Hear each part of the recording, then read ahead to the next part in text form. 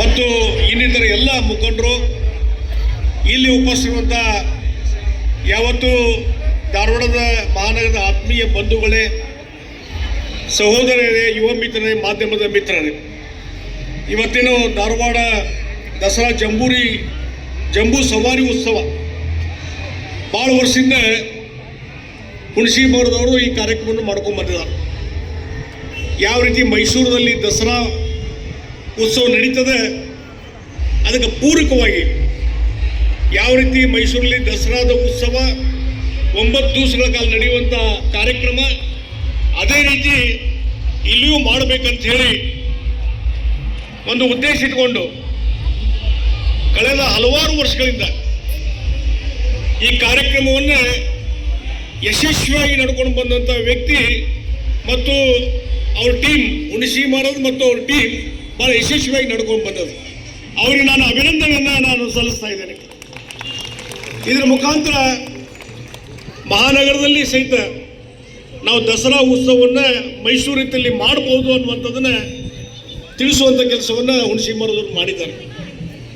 ಅಷ್ಟೇ ಅಲ್ಲ, ವಸ್ತು ಪ್ರದರ್ಶನ ಇರ್ಬೋದು, ಸಾಂಸ್ಕೃತಿಕ ಚಟುವಟಿಕೆ ಇರ್ಬೋದು, ದೇವಿ ಆರಾಧನೆ, ಇದೆಲ್ಲವನ್ನು ಅಚ್ಚುಕಟ್ಟಾಗಿ ಮಾಡ್ಕೊಂಡು ಬಂದಂಥವರು ಈ ಒಂದು ದಸರಾ ಜಂಬೂ ಸವಾರಿ ಉತ್ಸವ ಸಮಿತಿಯವರು. ಅವರ ಮುಖಾಂತರ ನಮ್ಮ ದೇಶದ, ನಮ್ಮ ನಾಡಿನ ಸಂಸ್ಕೃತಿ ಪರಂಪರೆ ಉಳಿಸುವಂಥ ಕೆಲಸವನ್ನು ಅವರು ಮಾಡಿದ್ದಾರೆ ಅನ್ನುವಂಥದ್ದನ್ನು ಭಾಳ ನಾನು ಹೆಮ್ಮೆಯಿಂದ ನಾನು ಹೇಳಿ ಬಯಸ್ತಾ ಇದ್ದೀನಿ. ಮತ್ತು ಈ ದಸರಾ ಉತ್ಸವ ನಾಡ ಹಬ್ಬ ಕೇವಲ ಮೈಸೂರಿಗೆ ಮಾತ್ರ ಸೀಮಿತ ಇಲ್ಲ, ಇಡೀ ದೇಶದಲ್ಲಿ, ಇಡೀ ನಾಡಿನಲ್ಲಿ ಪ್ರತಿಯೊಂದು ಊರಿನಲ್ಲಿ ಸಹಿತ ಇವತ್ತು ದೇವಿ ಆರಾಧನೆ ನಡೀತದೆ.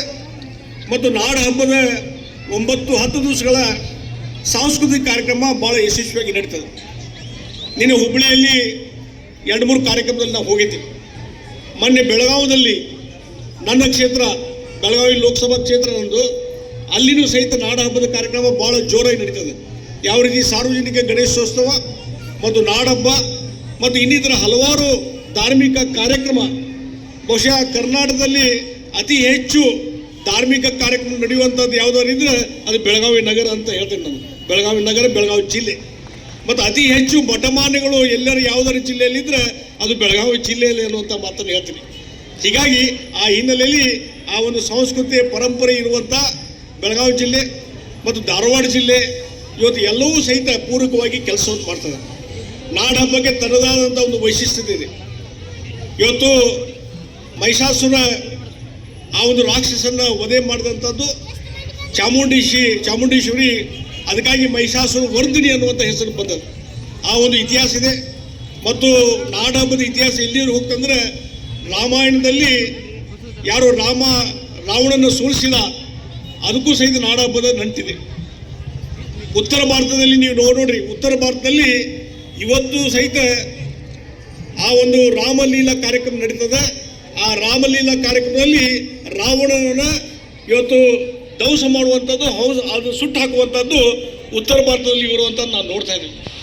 ಅದೇ ರೀತಿ ಮಹಾಭಾರತದಲ್ಲಿ ಸಹಿತ ಪಾಂಡವರು ಕೌರವರ ಯುದ್ಧ ಮತ್ತು ತಮ್ಮ ಅಸ್ತ್ರಗಳನ್ನು ಆ ಬನ್ನಿ ಗಿಡದಲ್ಲಿ ಇಟ್ಟು ಅದನ್ನು ಪೂಜೆ ಮಾಡಿ ಯುದ್ಧಕ್ಕೆ ಹೊಂಟಂಥ ದಿನ ಈ ನಾಡಹಬ್ಬ ಅನ್ನುವಂಥದ್ದು ಒಂದು ಇತಿಹಾಸ ಇದೆ.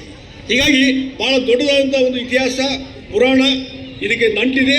ಆ ಹಿನ್ನೆಲೆಯಲ್ಲಿ ಇವತ್ತು ಆ ದೇವಿಯ ದರ್ಶನ, ದೇವಿಯ ಆಶೀರ್ವಾದ ಪಡ್ಕೊಂಡು ಪುನೀತರಾಗುವಂಥ ಒಂದು ನಾಡ ಹಬ್ಬದಲ್ಲಿ ಇವತ್ತು ನಮ್ಮ ಎಲ್ಲ ಯುವಕ ಬಾಂಧವರು, ನಮ್ಮೆಲ್ಲ ಹಿರಿಯರು, ಅಕ್ಕ ತಂಗಂದಿರು, ಸಹೋದರಿಯರು ಭಾಗವಹಿಸ್ತಾ ಇರೋದು ಭಾಳ ಒಳ್ಳೆಯ ರೀತಿಯಂಥ ಒಂದು ಲಕ್ಷಣ ಅನ್ನುವಂಥ ಮಾತನ್ನು ಈ ಸಂದರ್ಭದಲ್ಲಿ ಹೇಳಿ, ಮತ್ತು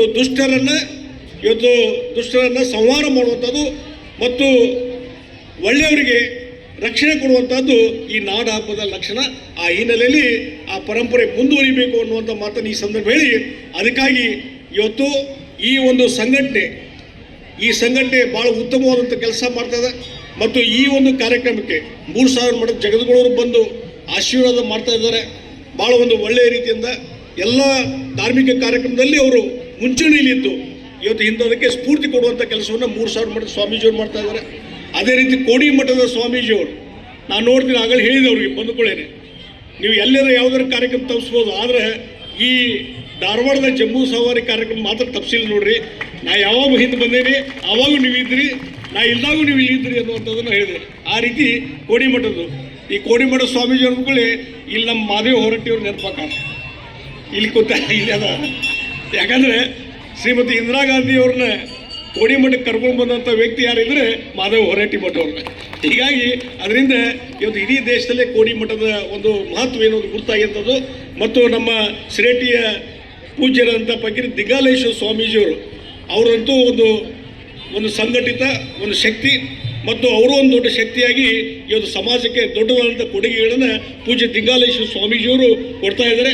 ಅವರ ಸಂಘಟನೆ ಶಕ್ತಿ ಯಾವ ರೀತಿ ಇದೆ ಅನ್ನುವಂಥದ್ದು ನಾವು ಇತ್ತೀಚೆಗೆ ಹುಬ್ಬಳ್ಳಿಯಲ್ಲಿ ನಡೆದಂಥ ವೀರಶೈವ ಲಿಂಗಾಯತ ಏಕ್ತಾ ಏನೋ ಸಮ್ಮೇಳನ ನಡೀತು, ಅದರ ಯಶಸ್ವಿ ಇವತ್ತು ಸಂಘಟನೆ ಮಾಡಿದಂಥವ್ರು ಪೂಜ್ಯರಂಥ ದಿಗ್ಗಾಲೇಶ್ವರ ಸ್ವಾಮೀಜಿಯವರು ಅನ್ನುವಂಥ ಮಾತನ್ನು ಹೇಳ್ತೀನಿ.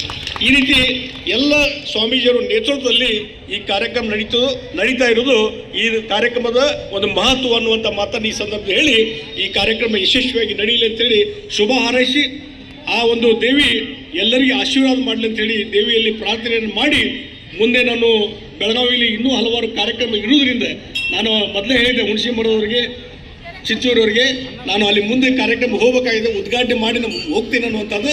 ಆ ಹಿನ್ನೆಲೆಯಲ್ಲಿ ತಮ್ಮೆಲ್ಲರ ಒಂದು ಒಪ್ಪಿಗೆ ಪಡ್ಕೊಂಡು ನಾನು 4 ಮಾತನ್ನು ಮುಗಿಸ್ತಾ ಇದ್ದೇನೆ. ನಮಸ್ಕಾರ. ಜೈ ಹಿಂದ್, ಜೈ ಕರ್ನಾಟಕ.